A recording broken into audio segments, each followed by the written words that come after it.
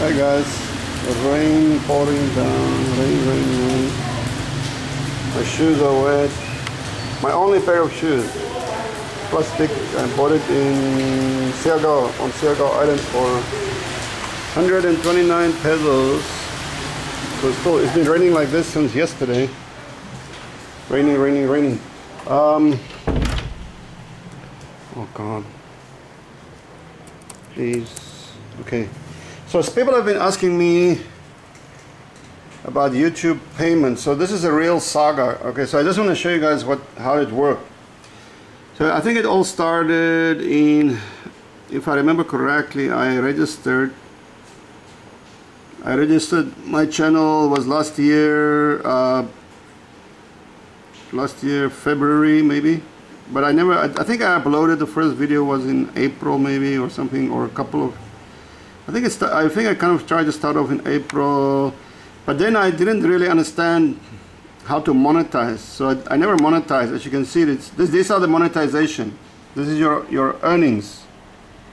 Your earnings for my lifetime earnings on YouTube. So for the first, from February to I managed to monetize in August, the 30th of August, the end of August, and then it was monetized till 20th of November. So that was basically 2.5 months, right? 2.5 months I made a little bit of money. These are the earnings. So let's see how much. It looks impressive, but if you hover the mouse on it, for example, I think the best day there is shit. Where am I now? Okay, there you can see 4.49. I think that's every 2 days or every day or whatever. You can see it changes. That's 2.98. This one is 2.56. This one is but better, 4.7. So typically it's between $2 to $4 per day or something. Then my channel was suspended. That was for November 4, until it was suspended until it seems to be starting off again around about 16 January. So November 4 to 16 January, that's about December, about 2 months. So for 2 months there was nothing coming in, and then I started to get more active. It was picking up. That's still like 84 cents. Then it was $1, $2. This is $2. It was picking up a little bit, $1, and then I hit like a purple patch, $3, and actually it went up to it started going up. This was like April. Yeah, in April I was very active. I was traveling around, and it went very well for a few weeks. $13. It actually went up. As you can see here, I had a really good spike at $27. That was my best day ever. $27 in one day. But then what happened was my camera. I was uploading every day, and I was there in Siargao meeting a lot of interesting people. They had another little spike, $20, and then dropped down again. But then I started to have camera problems. Do you guys remember 13? And for weeks and weeks I couldn't make any videos, which was a real pity because I was riding the wave there. Dropped right down again to 5. Then it stayed there around about $5 a day. It had a little spike again. I think it was, when was that? That was this was going up to $10. This was 29 June. So where was I in June? Maybe I was, anyway. Then right down again, because again, you know, I try to buy new cameras and shit. No, not new, but you know, new second-hand cameras, and $3. Right now it's diving again. It's down to $2. What's happening my last few videos? So that's the overview of my. So then in the end, apparently YouTube tells me I've made $1,067. But they send me $933, 933 for all this time period. That's the money I received when I told you last time, about a week ago. I think the bank rates were not great. I think I lost probably $30 on exchange. So basically I made $900 in about 8 months. $900 in 8 months, which is just over $100 a day. $13 a day, so a month, sorry, which boils down to around about almost $4 a day. So $3.80, let's say $3.80 or something, which is about less than 200 pesos, which is about 190 pesos, Filipino peso. The average salary here is around about 300 pesos a day up, depending. I mean, that's for like waitress or whatever. So I'm not at the minimum salary yet of the Philippines, which is very low anyway, but that'll give you an idea of oh yes. And then so it took about 8 months before I received any money off YouTube. First of all, I didn't know, because technology wise I'm not very good. I know it's a cliche, but I did grow up in Africa on the savannas, and I spent most of my time hunting and riding wild horses and catching wild animals and stuff, and not doing much. There was no technology. We had no phone. My father didn't have a car. We didn't even have an electric stove. I had to chop wood every day. We didn't have a flush toilet. So and we had an outside toilet, outside the door there, outhouse they call it. Outhouse, but not the outback. So this gives you an idea of the lifestyle. Oh yeah, we didn't have TV, obviously. The first time I watched TV, 1976. I remember it very clearly because it was the rugby game between my father's co-worker, one of my father's co-worker, Mac Mackayberg. Apparently he was a Lebanese. He was the clerk at the station. That time my father changed it. My father was a policeman, then he gave it up, and he worked on the railroad, or the railways as we called it. And he was a checker. He had to count all the boxes and vegetables and cows and horses, what the farmers were uploading on the train. My father was the checker. He had to check everything. So I did a lot of work there at the station. That was my playground. Every Saturday we would herd the cattle. I would help herd cattle, horses, anything, sheep, goats, and I would help to upload the boxes and vegetables and stuff. You know, the farmers were quite nice people, and they would give me a little tip here and there. If they don't give me a tip, it's fine. I still enjoyed the work and hanging out. So that was quite exciting. So the last thing we ever had was any kind of technology. We had no technology in our lives. We had radio. We had radio, and that was my father and me. We were both sports mad, rugby and boxing. My father was a boxer. He was quite good. I think he was a champion in the police. He showed me a little bit of boxing, especially after he had a few drinks. He was like a Saturday alcoholic. Every Saturday, 1 bottle of brandy. After a few drinks, he would start to show he was really good. He was really good, very fast, very strong. Old school guys, you know, really powerful, you know. Oh my God. So yeah, and then he started to work his way up the ladder a bit. He went for a couple of exams. He managed to pass that. I don't know how he managed to pass, because I know he could read, but I never saw him write. His writing was awful. But he loved reading. Well, he enjoyed reading cowboy books in English.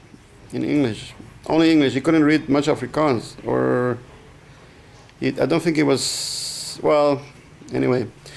I don't know. But anyway, he was working his way up the ladder. He was going to get a promotion. We asked the same guy, Mac Mackayberg, to 1979. He bought a black and white TV, Telefunken. We had to drive to Bloemfontein, the capital city of the Orange Free State. That's like in a couple of hours maybe. He bought a TV there, and we had our own TV, 1979. Then in the year, that same year, we moved out of the Free State. We moved down to near Cape Town. And because of promotion, he got a big promotion. And he suddenly had a lot more money. He actually managed to buy me a motorcycle at the age of 16, or maybe it was just before 16, or for my birthday anyway. And I was delivering newspapers every morning up and down the mountains there outside Somerset West. Every morning I had about 200 newspapers. I got up at 3:30 every morning and I worked till about 7, 3:30 to 7 every morning, Monday to Saturday, no Sundays, and delivering hundreds of newspapers, rain or sunshine, doesn't matter. And the money was good. I was saving money. And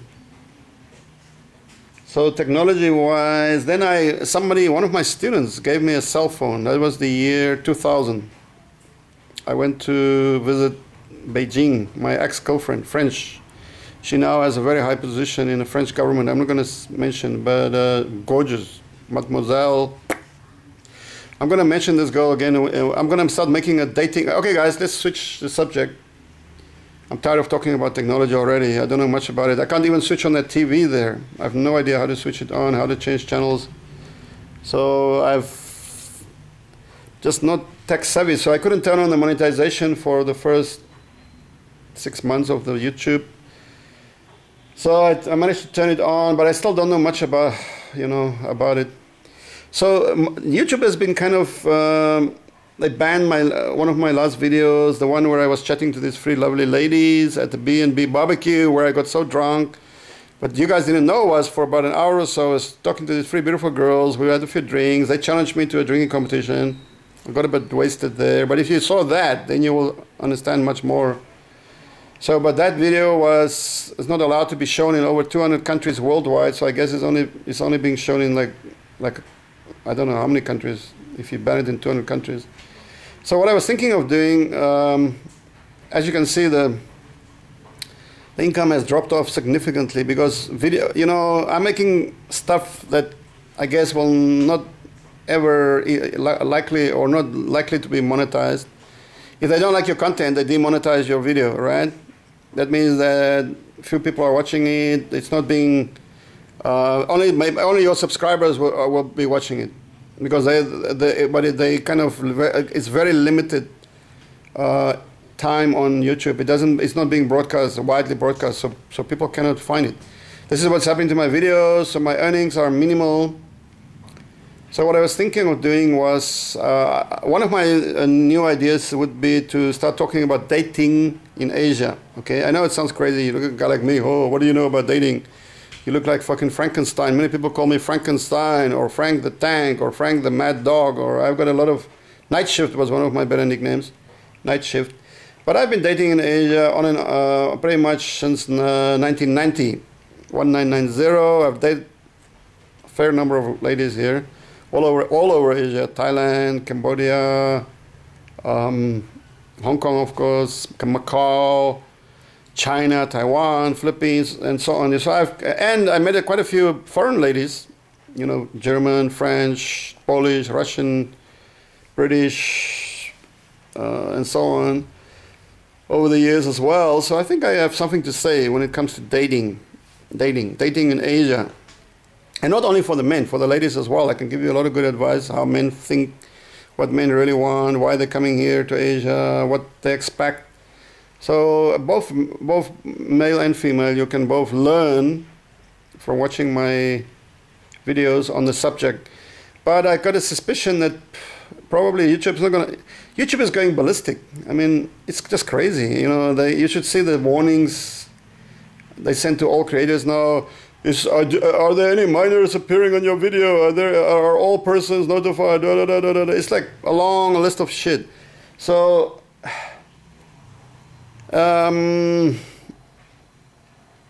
don't know, what can I say about it?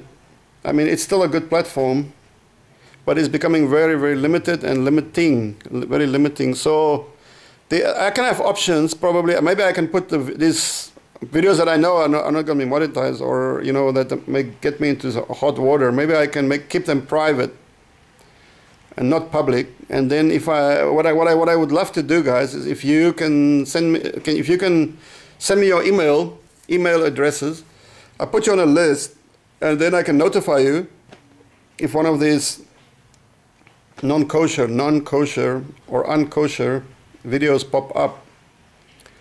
And then I also want to try and investigate other channels outside of, away from the big wide tube, because I feel it's not gonna get any better. It's only gonna get much worse. So yeah, if you guys can send me your emails, that'll be really good. Then I can do a lot of other things. You know, once I'm also working on my book, Dating in Asia. What I can, it's basically 2 books. The first book would be like practical advice. You know, how to meet women, what to look out for, what women you don't want to meet or you don't want to get involved with, you know, and the danger signs, and then the good signs, you know, and then a lot of stuff, including online dating. Online dating is, you know, everybody's doing online dating nowadays. 99% of people are doing online dating, but you have to follow that up. And online dating is very tricky. It's very tricky, so I want to write a book about that.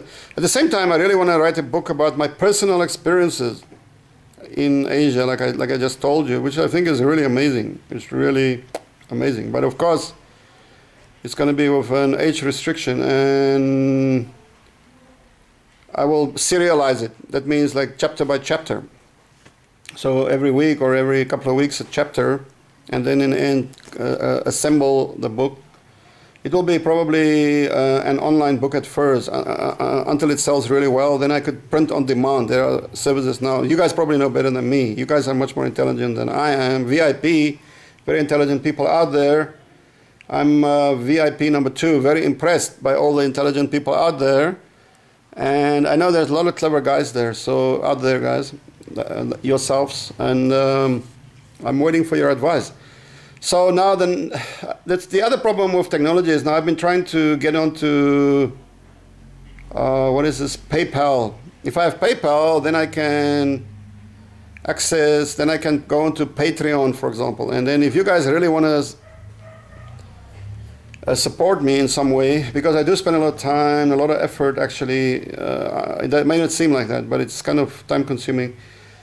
You can support me, and in return, I want to offer you guys something as well. You know, like I've already mentioned that I could offer, probably if you ever come to Philippines, you can stay. You know, you can, well, discount room or free rooms or discounted food and drinks, or I can show you around. My books, like upcoming books, you can get copies of that. My courses. A lot of guys request me to put up survival and self-defense training videos. I'm going to assemble that into a course, probably on. There are several websites where you can just put it, and then you can peruse it at a fee. But if you guys are my subscribers and so on, you will definitely get a benefit from that. So I could offer, like I said, rooms, courses, books, guidance. You know, if you're physically here in the Philippines, guidance, room, food, stuff like that, depending on your contribution. So I'm not one of these guys that you see walking around on YouTube. You know, oh, guys, don't forget to send some money, guys. Don't forget, you know, like I fucking hate those people. You know, fucking. It's just, that's really begging. You know, I mean, I made $900 in 8 months. That's my only income for 8 months. I know I did sell a few paintings in Siargao. But I was just breaking even. I was not really making money there. And of course I have the business running, but I have to be very careful with my business because the money has to be going back in there. Now a lot of guys have been asking, not a lot, but some guys mention about my girlfriend Leah Perez. She's a really great lady. She's tutoring at the moment. She's got 2 Chinese students every day, 4 hours, in Cebu. So she's busy for a few weeks during the Chinese holidays. She has her students. I was supposed to be here making a bit of money, but raining every single day now for months. And then I was sick for weeks. So probably I'm going to be moving out of this place, Angeles City, in the next few days. What I will try and do is get a ticket on a ship from Manila down to Cebu. And then from Cebu, I may try to get over to Bohol Island. I heard the weather down there is way better. And then I still have a few paintings I want to sell and make a few videos down there and show you guys Cebu, Bohol. And on the ship, the cruise, guys, the cruise. Ship cruising is really good. I really want to show you guys that. I really recommend cruising. Take a cruise in the Philippines. And so that will be really good. And then eventually make my way from Bohol, maybe down to Camigan Island, which is very nice. Very nice. Do a bit of filming there. Maybe go to Cagayan de Oro, see my buddy Ian there. Hey, Ian! Just swing by Cagayan for a day or two and then make my way back to Safari. I haven't been there for a while, so it will be good to be back. A lot of guys talk about that, and I'm going to have a decent rest. I've just pretty much decided I need a fast. I'm going to start fasting, guys, because my stomach is not clearing up very well. It's really limiting me at the moment. Every day I got these stomach problems. The only way I think is I need a long fast, 2 weeks minimum. Fasting, water. I would love to do that when I'm done in Safari. It'll be a lot easier down there, but you know, we'll just see the timing. Could be any time. So yeah, that's it. I'm gonna try and get onto PayPal now. I've been trying for weeks and weeks now, but anyway, I think I can solve it. So next time I'll let you guys know about it. Okay. What else? Oh yeah, tonight in a little while, in an hour or two. What time is it? It's about 6, 7 now. About 8, 9. Some people watching my channel here in Angeles wanted to meet up. So I'm going to meet them. I'll try and do a little bit of filming there. And hopefully the rain's going to slow down just a little bit, so I can get there. It's up in the pub where Mike the diver is. I've been rained in here now for 2 days. Okay. So anyway, that's all I have to say. Thanks for watching. We talk soon. Bye-bye.